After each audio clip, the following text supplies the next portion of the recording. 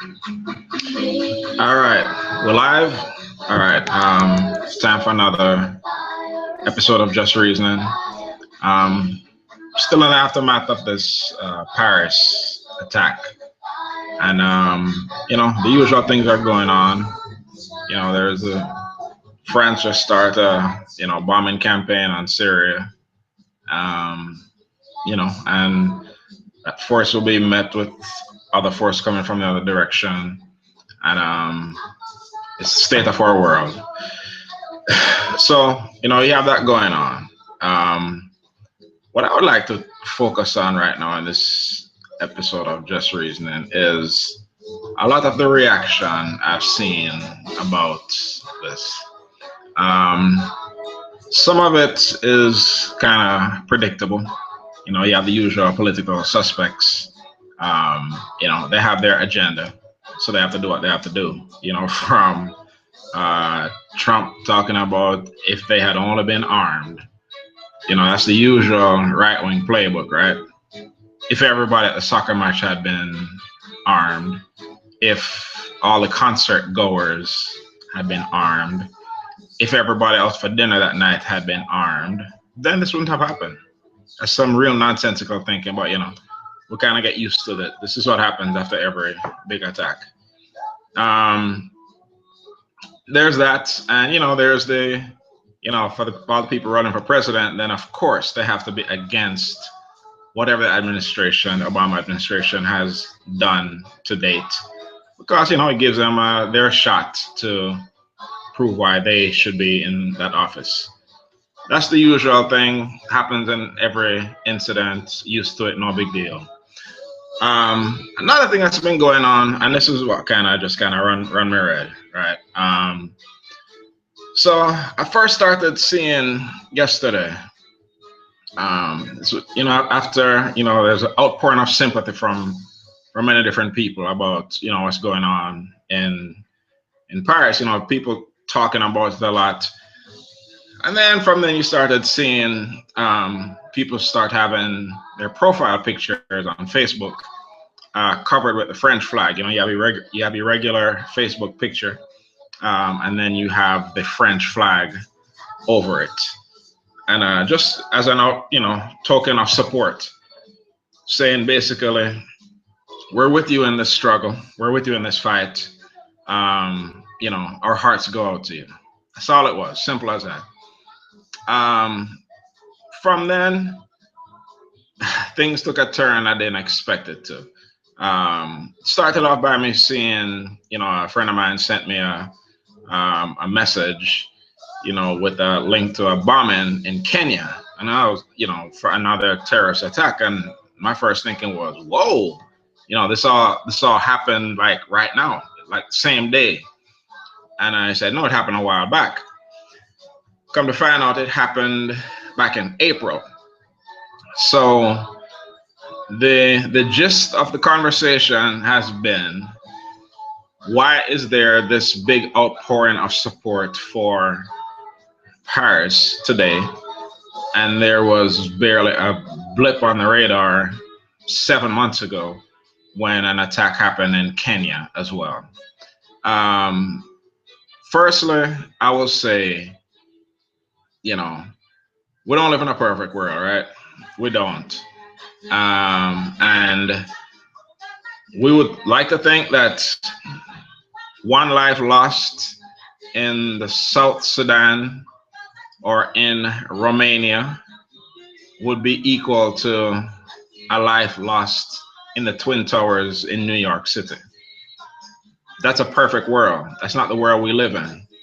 The broadcast media is revenue generated. It operates on ratings and revenue.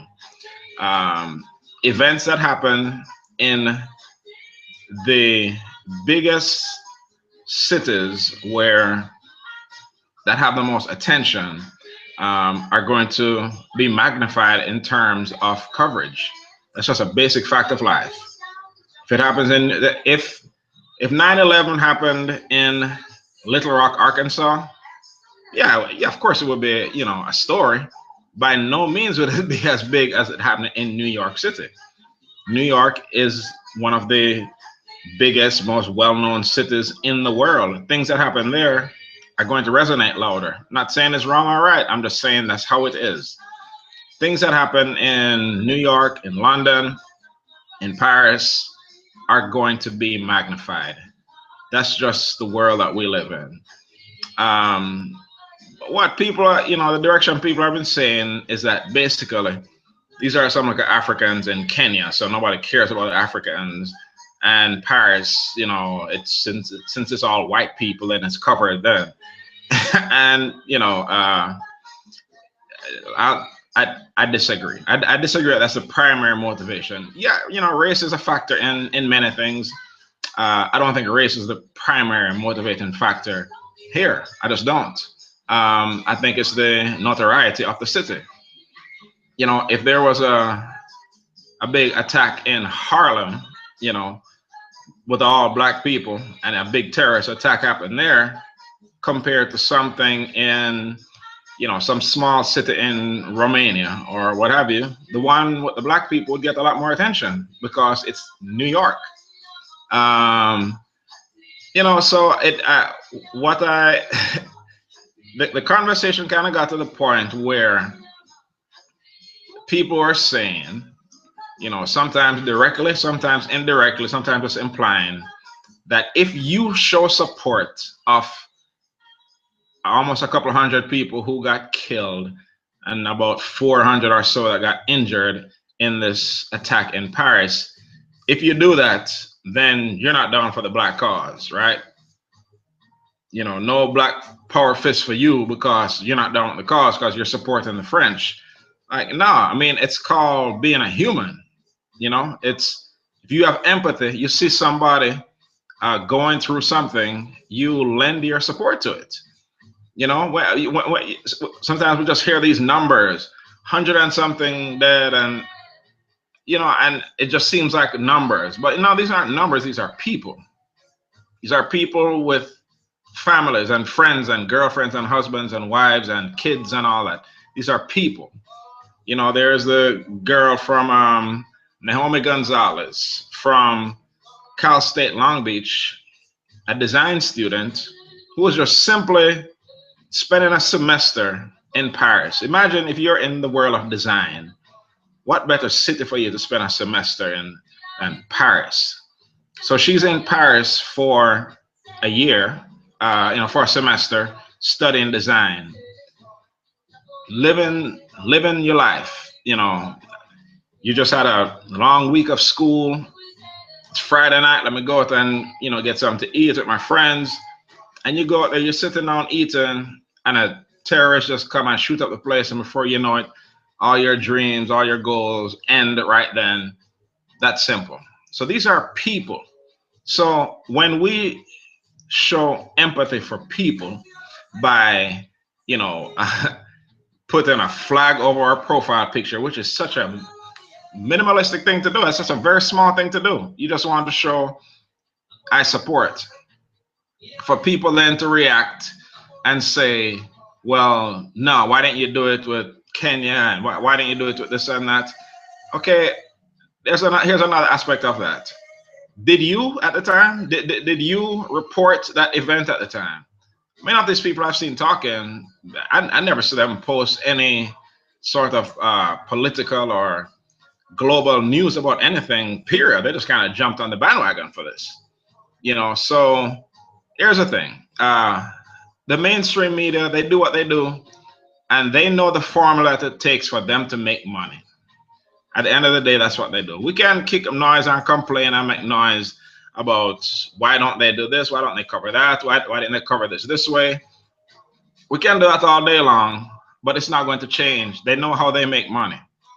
Certain type of stories in certain locations are going to be bigger news. Fact of life, they're just going to be bigger news. So here's the thing. We all have a platform, right? Everybody watching this right now, you have a platform. Just like I'm able to sit here on my computer and talk about this. This is a platform. This little thing that I'm doing right now can reach millions of people. Okay? As you're on your Facebook page, as you're on your Twitter, as you're on Instagram, on YouTube, you have the capacity today to reach millions of people.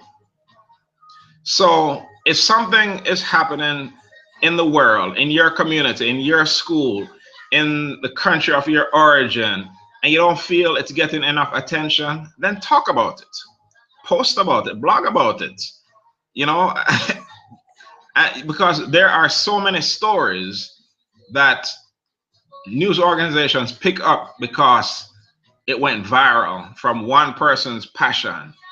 You know, I'm from Clarksonville, Jamaica. Something could be going on in Clarksonville right now. No, I don't expect CNN to sit up here and talk about it. But if I feel that people need to know about it, I am going to talk about it. And when I talk about it, then, you know, it may resonate with other people as well. And when they see it, they may share it and they may talk about it. You know, so we have a platform that we need to use to get relevant news out there. We do not live in the Soviet Union. We do not live in Cuba. We do not live in North Korea. We don't have to sit here and be spoon-fed information that they think is important. If we think it's important, then talk about it and use our voice. You know, so there's a lot of lessons that have come out of this. That's one of them.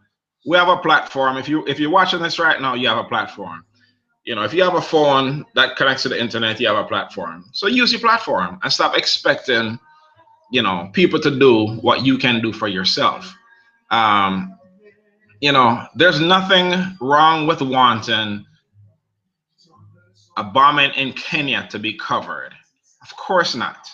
But the way to go about that, instead of just sitting there and critiquing, you know, people who are later showing empathy for a story when they didn't show it before, they may not have known about it, for one.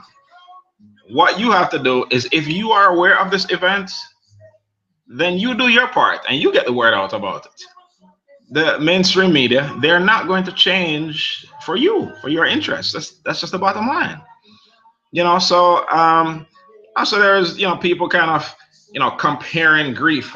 You know, you cry for this place but you don't cry for that place. You cry for these people, you don't cry for those people. What about what the French did to the Haitians back then? What, you know, what, going back, you know, decades and centuries, about all this stuff that have nothing to do with Naomi Gonzalez losing her life at dinner on a Friday night and all the other people, unnamed people who died. It's a human reaction to show empathy for somebody, right? So, you know, the aftermath of any big tragedy, it's just always interesting to see the direction things go, because it's predictable, right? For a very short amount of time, everyone won, kind of on the same wavelength. We're supporting this cause, but it doesn't take long before people just kind of branch off into the different corners. You know, it may be my issue is guns, and maybe my issue is, you know, the neoconservative view of we need to be bombing every place and have war going on everywhere, have a state of perpetual warfare. It may be Republican versus Democrat, black versus white. We all just we come together for that for that long, and then we've gone to our corners, dividing ourselves about the same old nonsense. It happens every time. It's sad. I wish for a second we could just focus on the issue at hand.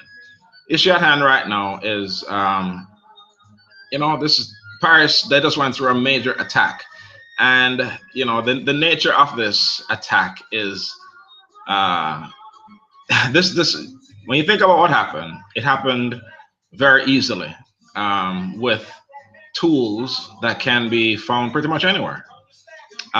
So, you know, we have to be aware. We really do.